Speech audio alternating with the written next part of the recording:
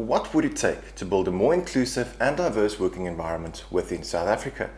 South Africa has been at the forefront of developing policies and legislation to protect the rights of the LGBTIQA+ community within the South African working environment. However, too often we still face discrimination, harassment and violence.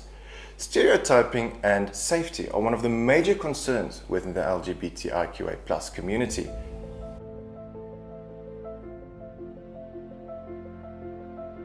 Today we've got Kyle Smith. He's from a leading corporate institution in South Africa. He's going to chat to us a bit about workplace inclusivity and diversity. So Kyle, why don't you start with telling us your story and your background?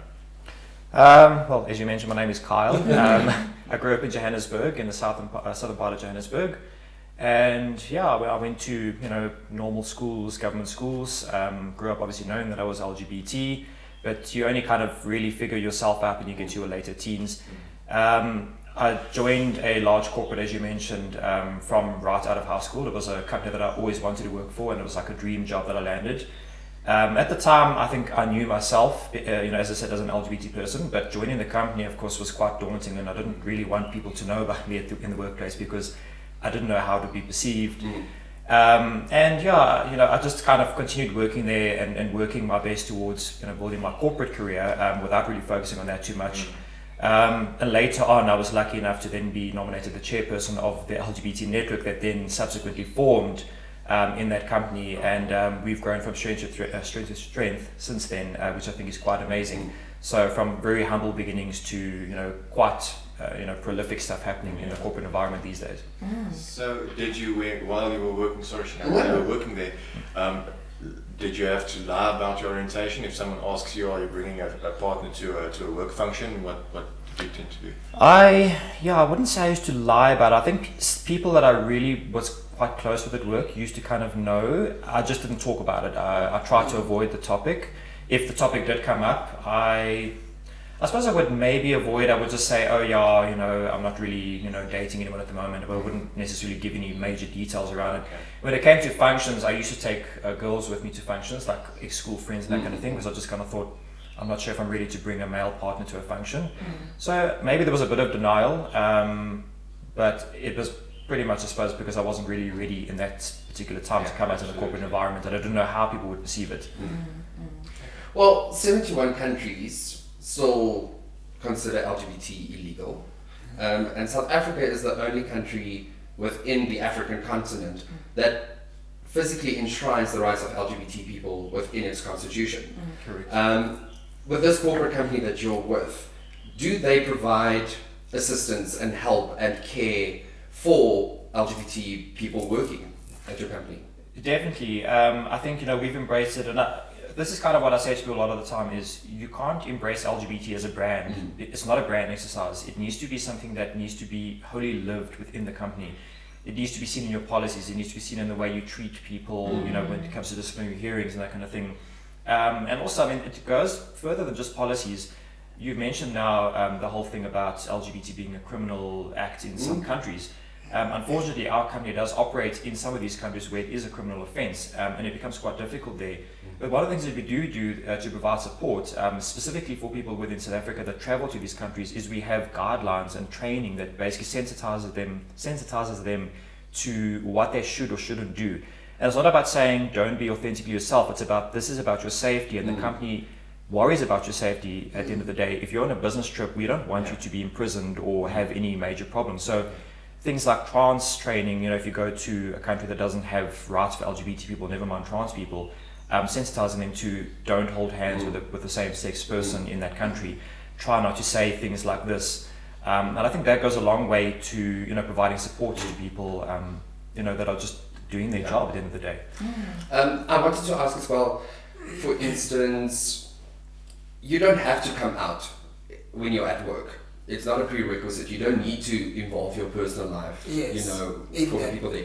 And again, it comes down to a thing of you need to be comfortable with yourself, your environment. If you don't feel physically safe within that environment, you don't have to come out.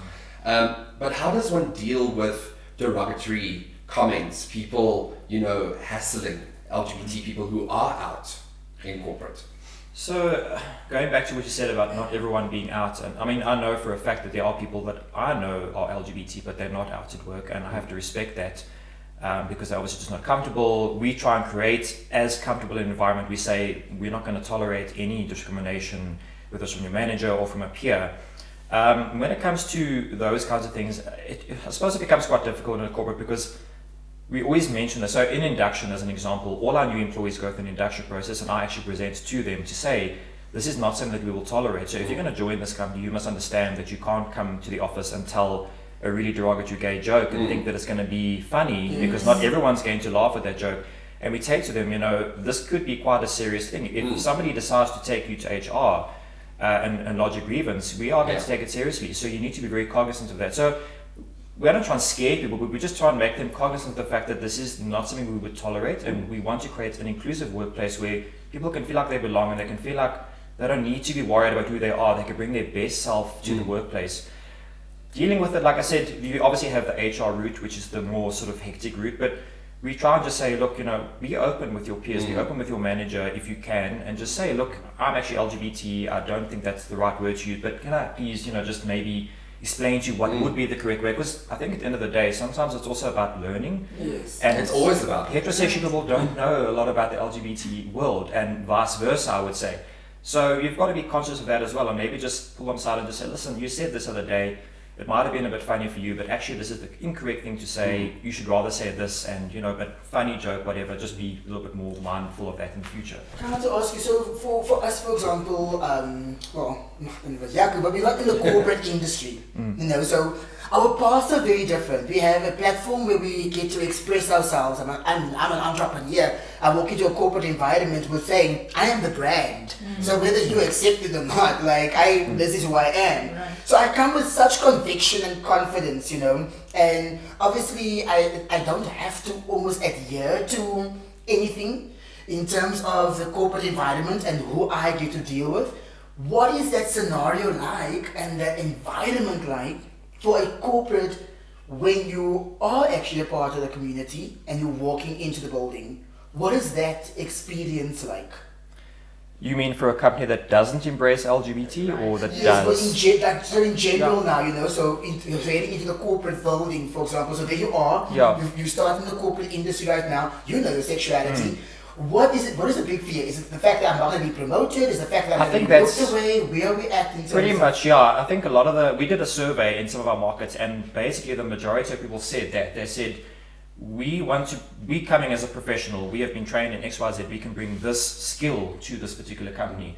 Why should my sexuality involve, or be in any kind of way involved here? And I think, unfortunately, a lot of people look at it that way. They say, I'm going to join this company and I know that I can bring this, but the only way for me to succeed is to not be myself, because I'm not going to get promoted if I tell them that I'm a lesbian, or if I tell them that actually I have a partner at home and he happens to be the same sex.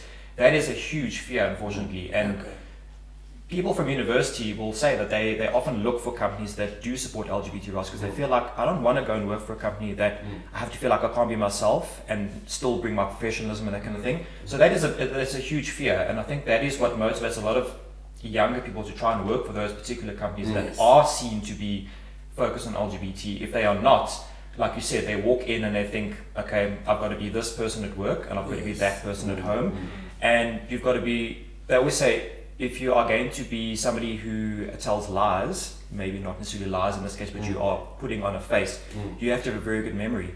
And how difficult must it be for someone who goes into a company and every day you go and you've got to remember, what did I say to Susan? What did I say to John? Because if you change your story, they're going to go, but you said that last week.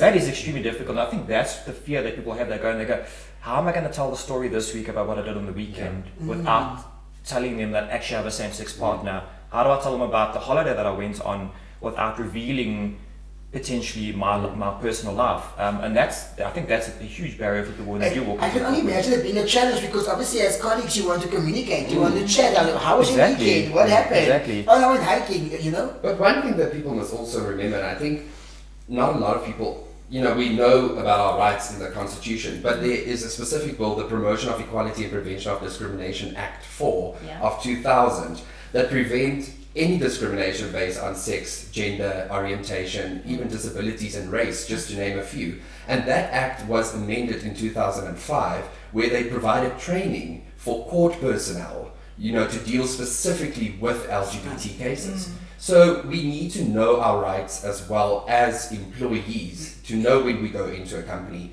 or in a work environment that these are the guidelines, these are the set things, nobody can tell me otherwise. Yeah, Definitely. and to go with that, what Shanae said, what does training look like in your corporate environment for all staff? Well, obviously we've got, I can't mention the name, we've got a university that we promote. It's very much online learning. But we do also have, in-classroom learning, maybe not so much now with COVID. But the training is very, very broad. I mean, it's everything from professional skills right down to, interpersonal type of training. And we have training on diversity, which is all diversity. So you mentioned things like the disability and so on. We take diversity as it's women's rights, we say specific needs and not disability. It's LGBT. And the training is very much focused on those particular topics, and they try and bring in real scenarios to say, this is a scenario of John and Susan in the office, and this is not necessarily the correct way to do it, or, in this scenario, this is what should be done or shouldn't be done, and so on. Just to follow up to that, Kyle, I often worry that, we hear that there's training in corporates and that people are being educated about it, but how often does it happen? Or do you just do it once and then trust that, the staff is going to go and do the work on their own? How do you ensure that it's an ongoing conversation in the workplace? So we basically force our big executives to go on all the diversity training. It's like a compulsory thing. So when you join the company, even if you have been in the company for a certain amount of time, we determine certain courses are required because it is, going to make, hopefully going to make the company do better if these people are able to manage their people better. In terms of follow-up, I suppose it's difficult. The only way we can really follow up is by getting feedback. And we would really hope that by encouraging being open in the workplace, if something does happen, that it gets brought to the attention of either another manager or somebody in the HR department. It becomes difficult because, that's the thing, you kind of have to draw the line between training and doing your actual job. But I think what we do is we say from the onset, before we even hire people in induction, we say that this is something that we take seriously. And if you're going to live by the sort of company code or the company's motto and the mantras, then you have to embrace this, and we will hold you accountable if you don't kind of follow that thing. So we follow through like that, I suppose, and just kind of monitor on a day-to-day basis. Yeah. LGBT rights, we always talk about it, but what LGBT rights do we actually have within a company or in a corporate? Yeah, in the workplace. Pretty much the same rights that we should have according to, I think working for a We big should corporate, have we the should same have. rights. Are we having the same rights? Yeah, it's different because I think working for a big corporate, you basically have a lot more clout because that corporate stands to lose a lot if you put their name in the media and say, oh, I work for this company, and they disrespected the fact that I transitioned or something like that. They stand to lose a lot more than if you work for a smaller company. And I think that is unfortunately where in South Africa, as much as we've got those Bill of Rights and the Constitution, we fall down. And it's very sad because, again, how do you follow up? How do you make sure that those people are actually doing it? It's the same as the smoking law. How do you make sure that people are actually doing the 10 meters outside of the door? It's hard. But your corporate has recently been on the forefront of implementing a right for LGBT people as the same as heterosexual people with regards to taking leave for paternal. Yeah, so benefits, I think one of the things as the chairperson of the network that I sat down, and again, it was education of heterosexual people, and I said to them, we need to look at our policies. And they were like, but what's wrong with our policies? We've got some of the most amazing leave policies. And I said, but they're not as diverse as they could be. And they were like, but explain to us. And then when I explained it to them in the context of LGBT people, they were like, oh, we never thought about that. Like, we didn't think, they never thought about like an LGBT person having a surrogate. Or what happens if someone in the company is the surrogate? I mean, you might be friends with your co-worker and they're the surrogate. Now they're going to get 6 months maternity leave and you have to come back to work, but you actually have to look after the child. And based on that, we then changed the policy. It was a bit of time, these things don't always happen overnight in corporates, it's all a lot of red tape. But we now actually have a completely equal maternity and paternity leave. So whether you are heterosexual, homosexual, we offer you 4 months paid maternity or paternity leave. So whether you're the male or the female in the relationship, LGBT, heterosexual, doesn't matter. And we also offer you the ability to sort of phase your approach back to the office with like a half-day working and so on. Basically like the heterosexual community. Pretty much, they've been benefiting from for a really, really long time. Yeah. You said something very interesting earlier, and I think for our viewers as well, it's very important to know. When you mentioned that as a university student can look and see which companies are community friendly, LGBTIQ plus friendly, how do they do that? I suppose that goes down to the marketing, and I mentioned before that it's not a brand exercise. There is a brand element to it. If you look at Pride as an example, there are a lot of companies that sort of partner with Pride, and I think the best thing to do is to look at those companies like, and see, okay, not only what is their branding, then go and find out more about them. Maybe say, okay, if this is the company that's partnered with Pride, let me go and speak to one of their HR people, or maybe I must find out somebody who works there who's LGBT preferably, and speak to them and find out what is your experience like. Because a lot of people just jump onto the bandwagon for the sake of Pride Month, to say we are Pride friendly or LGBTQA plus friendly, but when you go look at their structures within their company, there's no systems in place. There's no, I think we've come a long way. I think the companies that are now partnering with Pride that have got LGBT logos, for the most part, are doing what they say they're doing internally. But it's an exercise, like with anything. If you're going to go and buy a car, you've got to do your research. If you're going to join a company, for a particular reason, you must do your research. And I think that is the same in the LGBT context as well. Kyle, if someone is not hired for a job because of their sexuality, what can they do? I suppose technically you could take them to court, because the laws technically say that you're not allowed to be discriminated on, but it becomes very difficult, because how can you prove that they didn't hire you because you're LGBT? Because they'll just say, well, we didn't hire you because you didn't have the right credentials. It's a really fine line. It's the same as a pregnant woman. I mean, she might be pregnant and going for an interview, and they're not going to hire because she's going to give birth, and she's going to be off. So why do we want someone? We need someone to start tomorrow. Right. The discrimination is difficult to prove, because they're always going to fight it and say, no, we didn't do this. If you really want to go down that road, obviously take the legal route. It's probably going to be very expensive, unfortunately, and trying to prove it's going to be very difficult. But we do know that we have those rights. So I suppose it's up to the individual at the end of the day. Either you walk away and you say, maybe it wasn't meant for me, or you fight it and use those rights that Shanae mentioned. I want to touch quickly on SAWE, which is the South African Work Index, which is a platform that corporate companies can fill out a survey, and this company measures like their LGBT inclusivity and how pro-friendly this said company is and whatever. And your corporate company is part of this system. So please just tell us a little bit more about that. So just going to go back to that question that you posed just now. That's actually a good way. That's a really good way. So if you are looking for a company to join and you really do want to see who's taking it seriously, go and look at the SAWE results, the South African Workplace Equality Index, because that will give you a really good indication of this company is saying this, but they're actually doing it as well. So we participated in South African Workplace Equality Index last year. It was the first time we did it. And it was really interesting because in other countries we have Stonewall. In South Africa we don't really have Stonewall, but they look at it in a very much as a South African context. But what I liked about SAWE was it wasn't just please click yes or no, do you have this, yes, no, yes, no. It was, if you say you have this, you have to upload evidence of it. So we had to upload policies, we had to upload screenshots, we had to upload emails, basically it was like preparing for a court case almost. You were kind of really getting your evidence and saying, I'm not just saying this, I've actually got something to back it up. And participating in that, I think, really allows you to benchmark yourself, because you get essentially your bronze, silver, and your gold award winners, and you can then see amongst your peers who's doing really well, who maybe needs to pick up a little bit. And I think what a lot of the corporates are now doing as part of SAWE is they're looking to each other and going, okay, you know what, we earned a bronze, not we actually earned silver, but as another corporate as an example, how do we benefit from somebody who's doing gold? Maybe we should partner and look to see, what are you guys doing? How can we leverage off of that? And I think there have been a few conferences where those corporates are getting together and talking about it and saying, here's a framework for a policy, or this is how you should be doing this.